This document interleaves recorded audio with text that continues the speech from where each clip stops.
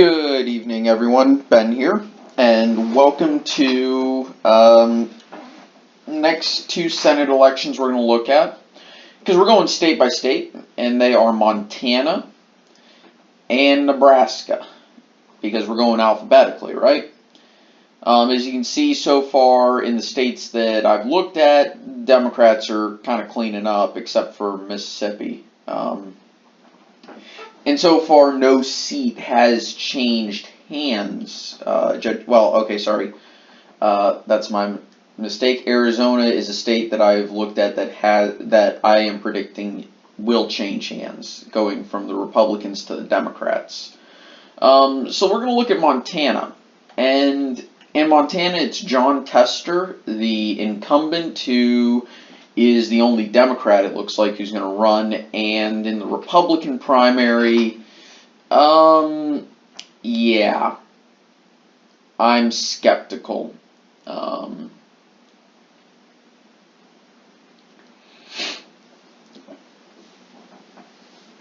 of these candidates seem like they could make a true dent.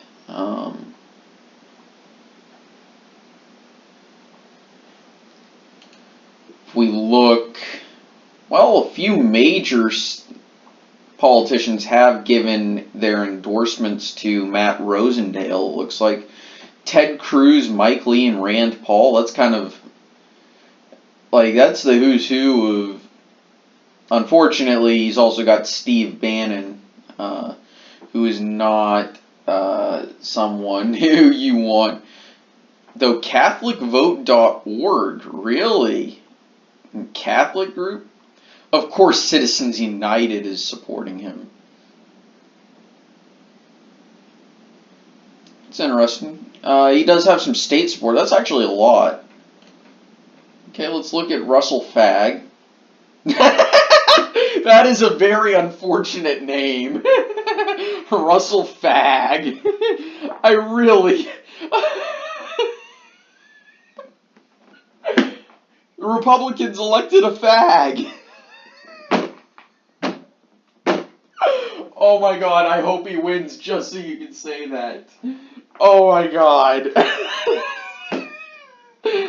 Oh my god, I am sorry I'm laughing at this, but god damn, that's so funny.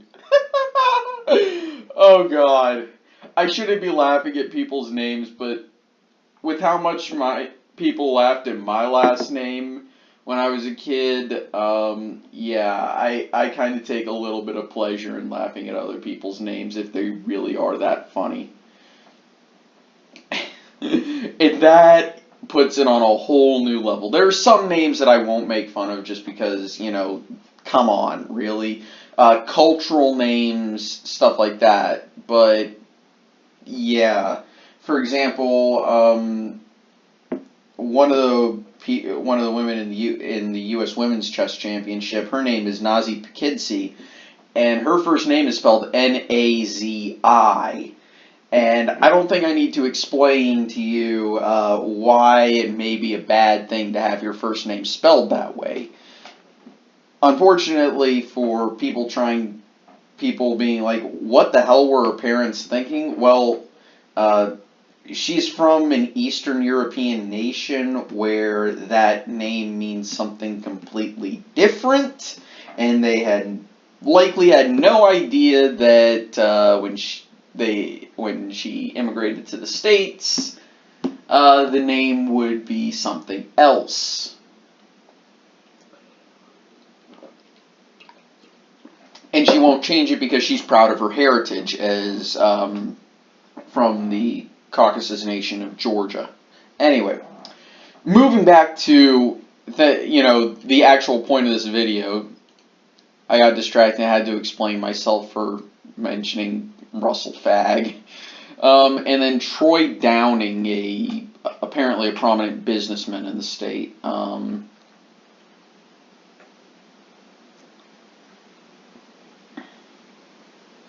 And, well, he's got the support of Dan Quayle. That's something. Dan, you are no Jack Kennedy Quayle. So yeah, it looks like Matt Rosendale definitely is leading the primaries, though both of the polls are Republican based, which in the Republican primary it's perfectly okay to use that.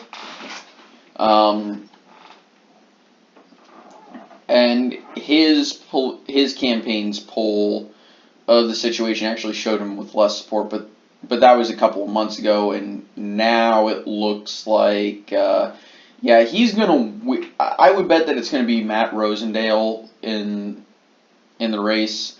Unfortunately, we have no earthly idea what the situation is going to be, what the polling is going to be, because we only have one poll, and that was a generic Republican versus John Tester, conducted by Axios, which is a newer company, and I've been a little bit concerned because it looks like their polls tend to be slightly biased towards the Republicans.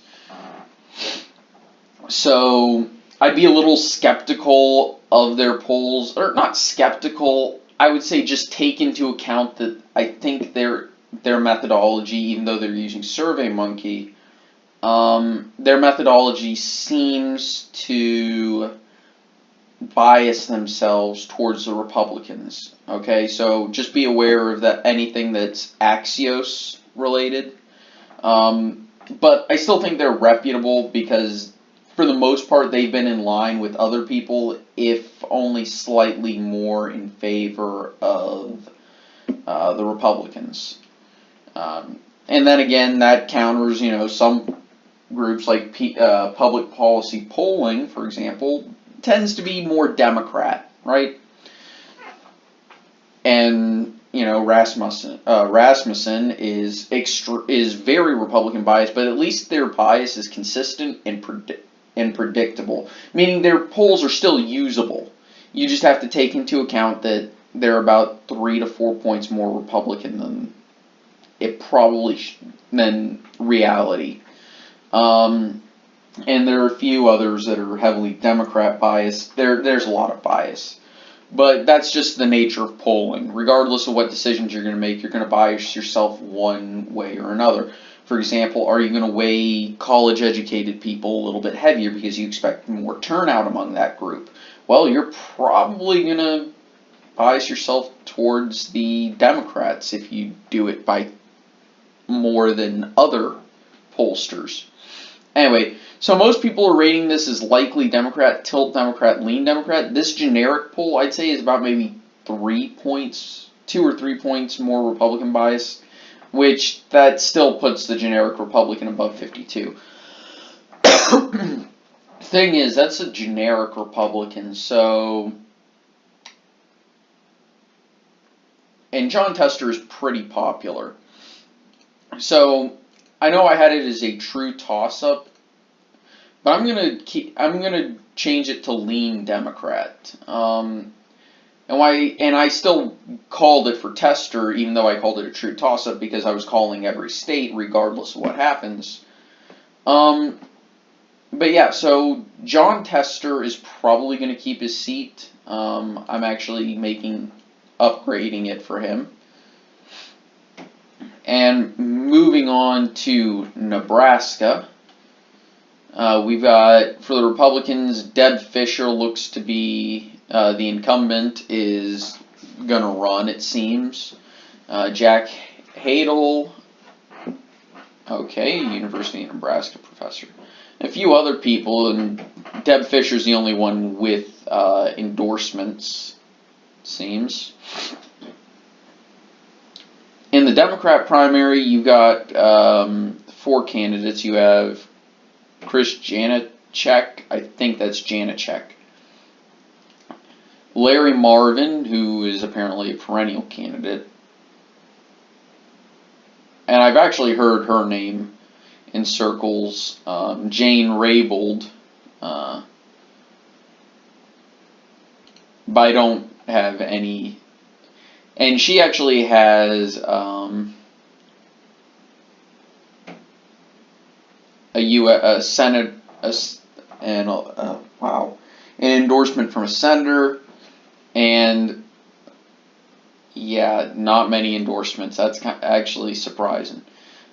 This is, I'm going to call this, judging based off of the two polls we have, which one is by Public Policy Polling, which Wikipedia lists as, Democrat biased, though this group is hired by the Deb Fischer campaign. So obviously, two different biases, but they show similar results for Raybould, just differing levels of support for Deb Fischer. So the truth is, it's probably somewhere in between these two numbers for Deb Fischer. I'd probably peg it at about 46%. That seems reasonable. It's 4 minus 5, yeah. So 46%, and take off some of these undecided voters, and Deb Fischer is probably going to win. And if you look at the generic Republican versus the generic Democrat, oh, never mind. I'm going to ignore that one because that is, that's Deb Fischer's poll, same time. Also, you have to look at, these are fairly old polls. The only one that I would even consider usable is unfortunately run by the Deb Fischer campaign. And we also have to remember just how red Nebraska really is. So I'm going to put this as safe Republican, and Deb Fischer is more than likely going to keep her seat. And I'm going to put it as, I'm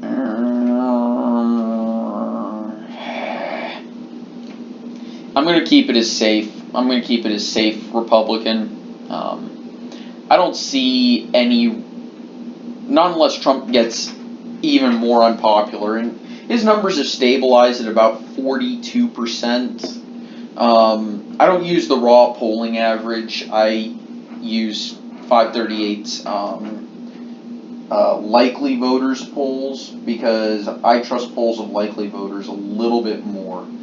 Just because they're more indicative of how people tend to vote. So that's why I say his approval rating is hovering at about 42 to 43%. And unless he takes a nosedive back into the low to mid 30s, Nebraska's a fairly safe seat. If he were to if his approval was to take a nosedive, then yeah, I would start considering Nebraska, Mississippi, and a bunch of others truly competitive. But at the moment, they're not. So anyway, guys, thank you so much for watching. I hope you enjoyed. I'll see you guys next time. Take it easy. Bye.